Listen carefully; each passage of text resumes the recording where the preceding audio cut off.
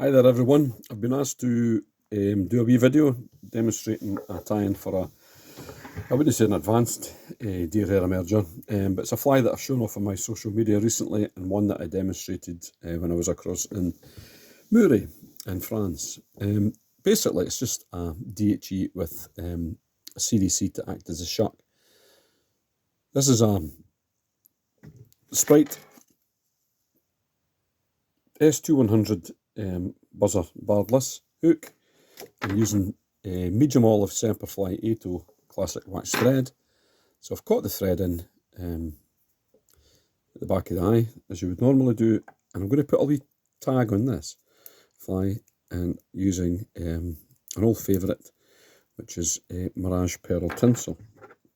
So I'll just take a small section of the Mirage tinsel, catch this in here.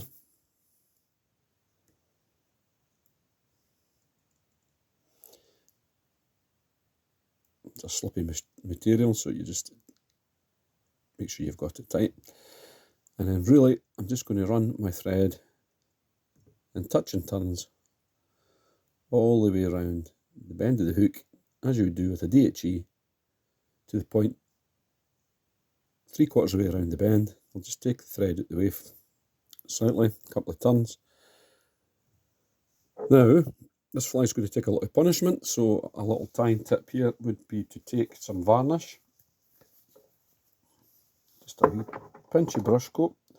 I'm using Vernyard's brush coat varnish, which is very fine. I really like it, I have to say. Just drop a wee bit of varnish just in under the thread, under the tinsel, on top of the thread, and just put in just a couple of turns of Mirage. Bring your thread back, lock it in place, 2-3 turns just to lock it in position there. Take your scissors, and with your tinsel pulled tight, if you just nip with your scissors, that should break off, yeah? Now what we're going to do is just in touch and turns again, just bring the thread all the way back up again, just to make sure we've got a nice even body. Now the next step is take a single CDC feather, yeah? Trim off the waste at the bottom and get it so that the stem is not too thick. And what I do is turn it around like that, like so. Catch that in place, lock the stem, and touch and turns, which I haven't got there. Just go back, make sure I've got that right. I can nip away with the waste here, and then just in touch and turns I shall take this all the way around here, just to make sure I've got a nice even body on the fly. Okay, and stop just above the tag. Now if you just gather the CDC together, fold it so that it's sitting square, upright, makes it easier. Twist it, as you would do with the pheasant tail, and form a rope, and then take 2 open turns down the body, 3 if you need it, right down to the point where the tail is, yeah? Catch that in place there with your thread, okay? And then lift it back up on the top like a humpy, pulling a few fibres out, and these are going to act as your shuck. Okay, so you just leave them straggling like that, that's all you need. And then with your thread, we'll just take open turns, back up the thread, slightly awkward, but you get used to it. And this will rib your fly, like so. So you have essentially the CDC colour with the olive showing through, so you've muted that slightly, but you've left these tail sections, if you like, these fibres at the back that will act as a shuck. Now we don't need the end of the CDC, so we just can clean that off. Okay, and all of these loose straggles here, it's entirely up to yourself. I like to take them away, but you can leave them in. doesn't really detract from the fly. I just like a nice smooth style body. Now, DHE, as the name would suggest, we need some deer hair. This is roe hair from the back of the beast. We put it in our stacker, take a nice punch, put it in the stacker, turn the stacker around and lift. So we draw that out and we'll have even tips. What we're going to do is we'll place that on top of the hook, leaving the, you'll soon learn how long the wing you want it to be, and how bushy you want that wing to be. But I generally keep it so that it's about 6mm past the eye of the hook. Now we also need to make sure our thread is back about 1/4 of the way back along the fly, yeah? Just allow enough room for the thorax. We catch this in, do not let that spin. So tilt it slightly towards you if you have to. Put a few lock and turns in there. Now lift all the tag ends up in one go, come in with your scissors and cut that tight to the body.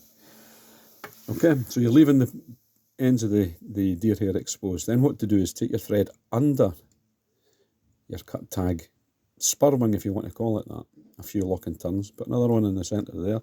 Now draw all of the deer hair up together and come in at the front and put lock and turns in directly at the base of the wing, facing back the way, yeah? So that way, what you've done there is, you've locked the turns in for the back this way, yeah, with your thread, and you've locked your deer hair wing in with turns of thread facing that way, so it's locked it together, yeah, as well as obviously your band through the centre. Now there are a couple of ways you can finish a DHE.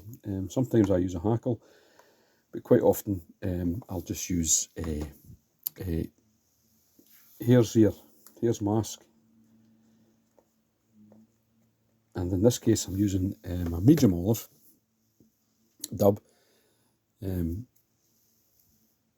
I'm going to just drop it into the thread like so. Don't worry if you think you've got a wee bit too much, and I like a natural sparkle on the fly, so I'm going to use a little spot of ice dubbing, or in this case a little spot of light olive Spectra. Okay, and what I do is I just place that on top, not too much. Just place that on top as you push your dubbing up, your rope up.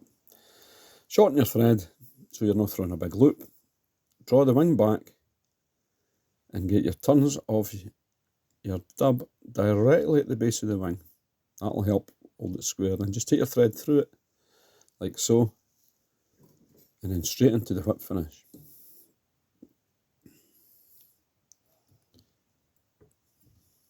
Okay, now I like to take my thread now, let it hang there, and then take the varnish and place it onto the thread like so.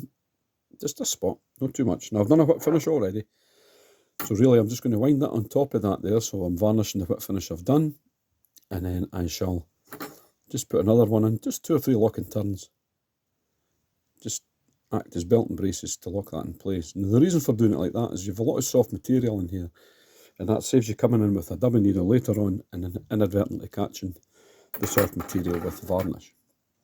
Take the scissors, leave them slightly open, push across the thread, that'll cut out the way, and then the final step with this fly is, if you tilt it towards yourself, take your Velcro brush, your bit of scrubber, whatever you want to call it, and then brush the thorax up into the wing, yeah? Not straight across the way, up into the wing. Do it gently, don't be too harsh on it, otherwise you'll catch the thread and burst it.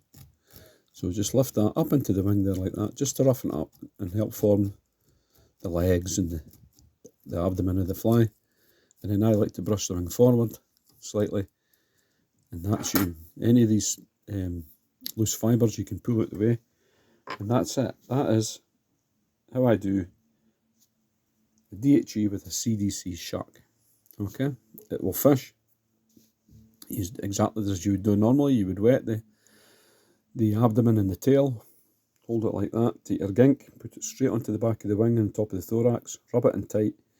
I always degrease the leader, and then that fly will fish and sit cocked into the surface like that every time. Okay, brilliant. So that's it. DHE with a CDC shuck. Okay, hope you like it.